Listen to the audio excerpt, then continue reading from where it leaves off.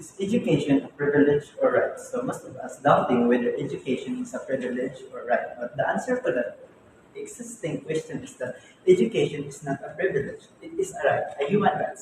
When we say rights, it must be understood that rights should be protected by the rule of law. Education is a right and inalienable human rights of every human person in the world.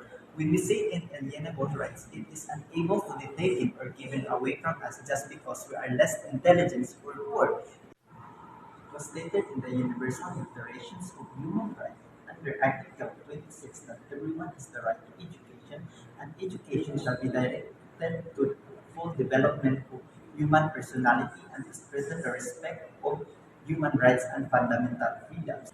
And also, it was stated in the 1987 Constitution under Article 17, Section 1, state that states shall protect and promote right of citizens to quality of education at all levels and to make education accessible to all. The answers to the questions whether education is a privilege or right is that education is a right, not a privilege, because education was protected by the rule of law.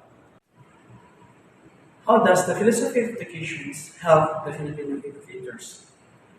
So the philosophy of educations is created with the general philosophy, more directly by its methods and focus the language of educations of theories and practices. So the contributions of the philosophy of education in the Filipino educators is it helps the Filipino educators to attend the best educations in both languages, theorizing about it and practicing about it. And it helps the educators to develop their methods of teaching in both organic and mechanistic approach of teaching and present incentives, ideas to inspire students that education is how means to attain the best good moral character in human person.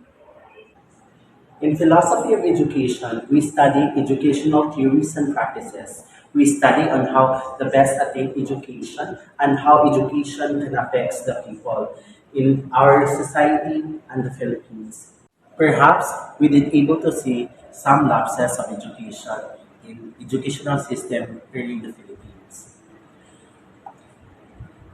Adopting new educational system which is blended learning system is it has a big impact that change our educational system. It may affect our students, the teachers, and even the school or the university personnel to adjust of this type of new learning system. Face-to-face to online class where the students are struggling to accommodate this type of classes. And the economic growth of the Philippines, some of these are taking advantage and some of these are having difficult for this. COVID-19 pushes new flexible learning in order to the student to learn new environment. It maybe change the aspect of learning, but the perseverance of access and success it still remain no matter what educational system will be adopted.